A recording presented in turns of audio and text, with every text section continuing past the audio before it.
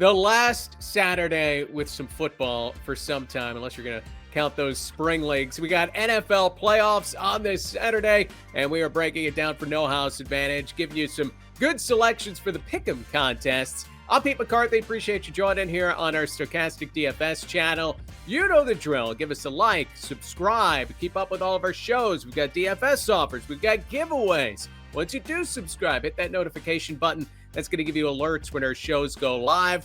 And remember, almost all of our content is available in podcast form. You can listen on your platform of choice. So, 2 games today to be breaking down. I always think on No House Advantage, the biggest thing to do initially is to kind of have a feel of how you think these games are going to go. So we got the Jaguars and the Chiefs in City.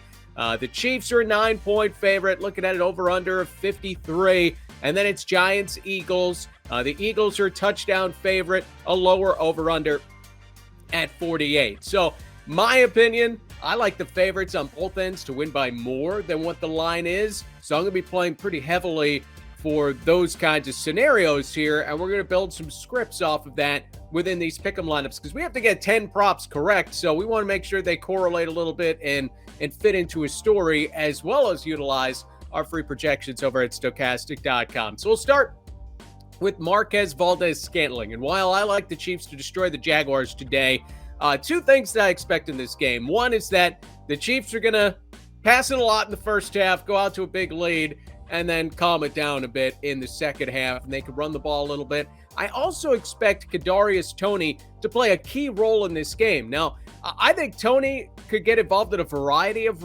ways, both as a receiver as well as out of the backfield. We saw quite a bit of that the last Chiefs game of the season. I think he could take some runs away from Isaiah Pacheco, from Jerick McKinnon. He could take some passing opportunities away from the receiving core as well. I do think that Toney's going to play a key role in this game. Now, in the pickup contest, we don't have Kadarius Toney. He's not on there at all. So I like the under on a lot of the Chiefs offensively, being that they're not taking into account what Toney could add today. So, for instance, Marquez, Valdes-Scantling, 4.5 receptions is the line. I like the under on that. I think that there's enough passes to go around. As we know, this Chiefs offense, Patrick Mahomes spreads it out quite a bit. Valdes-Scantling has never been like the possession receiver that the Chiefs really need. Travis Kelce is still the security blanket, and Jerick McKinnon has been a big factor in the passing game as well. There's just too many mouths to feed here. So we're looking at the under on Valdes-Scantling. This is what our projections love. 2.61 projected receptions for Valdes-Scantling. And again, if you're looking at this game and saying that it's not going to be close, then Trevor Lawrence and this Jaguars offense isn't going to do enough to keep the Chiefs passing for the full 60 minutes, which is my thought on this game.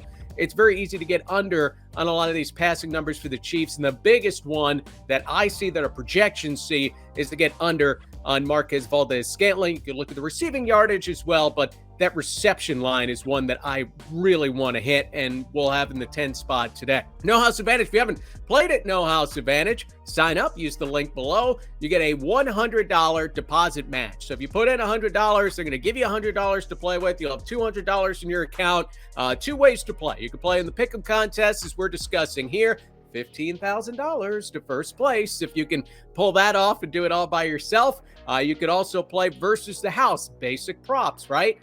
You can mix together 2 and hit for 2.5 times your entry. You can mix together 5 and hit for 5 times your entry. For football, I like it because you could really correlate some things, right? If you want to, nerf the Chiefs passing game, go under on Patrick Mahomes passing yardage and a few receivers, you could do that. You could go under on Travis Etienne if you think that the Chiefs are going to have this big time romp today and the Jaguars are playing from behind. So you could kind of build your own script and then try to find what is advantageous. And you could use our free projections at Stokastic.com to help you do that. One thing I love about the Pick'em contest, we see a lot of overlay. Now, it's the playoffs now. It's a Saturday. Again, it's kind of unventured territory to some degree.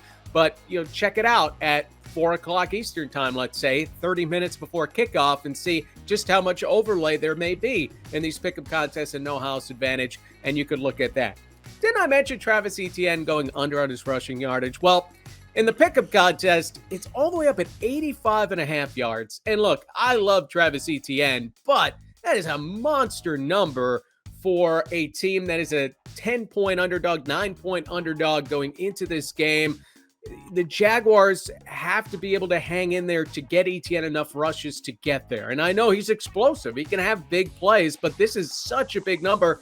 One big run really isn't going to do it. He's going to have to get 15-plus carries in this game. I just don't love that with the way that I see this game going. You could also look at our projections. Look, we have a projected for 73 rushing yards. That is significantly below 85.5. So certainly playable the under here. And again, we're building that game script. I'm thinking the Chiefs are probably going to have the ball a lot. They're going to score early and run the ball a little bit more over the course of the second half. So just not enough opportunity for Travis Etienne to get to that big-time rushing number. If you're playing DFS today especially, be sure to utilize our lineup generator. It can help you out with traditional, classic lineups. It could also help you out with showdown lineups, which become so vital this time of year when we have less games. It's just one at a time. You can use it just by signing up for our DFS packages. It helps you out a variety of ways. Also, you can do like I'm telling you here. You can kind of build a game script in a way, and it will follow that. So when I play today, I'm going to look at Chiefs +6, Jaguars -6, play for a Chiefs blowout. And I'm going to have a lot of Chiefs in all of my lineups, and it's going to play out for the kind of game script where the Chiefs win by multiple touchdowns. So that's something that if you have a feel for a game, maybe you feel the other way. You think the Jaguars are going to win this game. You can go Jags +6, KC -6, and that's going to change the expected points for these teams. And then the lineups are going to be different based off of that. So it's really cool. You play for a high-scoring game, +6 for both, a low-scoring game, -6 for both. That's what I love because I always have a feel for how I think these games are going to go. And I want to play that feel. And this makes it extremely simple to do it and is giving me lineups that tell a story that makes sense together and that fit a simulated outcome. Other picks here. Hey, same story, right? We're nerfing the Jaguars. Trevor Lawrence. I'm looking at the interceptions here because if he's playing from behind, he could get to the passing yardage. We have that as a slight under. 1.5 passing touchdowns. Even that we have is very fair if you look at our projections. But the interception number, so Lawrence's projection is at 0.69. Nice. But for Lawrence, it's really, I love taking the over on the interceptions if I see a lopsided game, because then what happens? The quarterback's got to force throws. Maybe an interception early in the game is the reason why a team falls behind early. All these things are on the table, but especially when you get to the end of the game and you're forcing passes and the defense knows you have to pass the football, they're able to just, gun for the quarterback, try to get some hits, and you just have a lot of room for turnovers when that's the case. So that's why I like the over on the interception line for Trevor Lawrence. One pick for you, the Giants-Eagles game. Again, my pick, I like the Eagles in this game. I think this game's a little bit more of a grind. I think the Giants want to play a kind of slower pace as they did against the Vikings, to be honest. They were so efficient in that game, but they had some really lengthy drives. And then the Eagles, and they want to run the ball a lot as well. So I just don't see a ton of plays overall in this game. I do think the Eagles win this game. They could do a lot of damage on the ground. So I'm seeing A.J. Brown, 7.5 receptions. That is a wild line for the way that I'm looking at how this game plays out. So you can look at the under on A.J. Brown.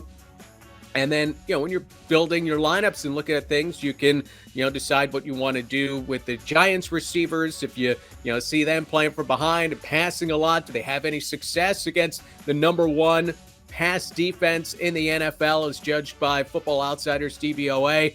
A lot of different areas and ways you could go, but the big one to me and the one you want to have is A.J. Brown under 7.5 receptions. We have it projected for under 5 in this game, so that is a monster difference in that spot. It's a big NFL Saturday. Best of luck trying to get that $15K.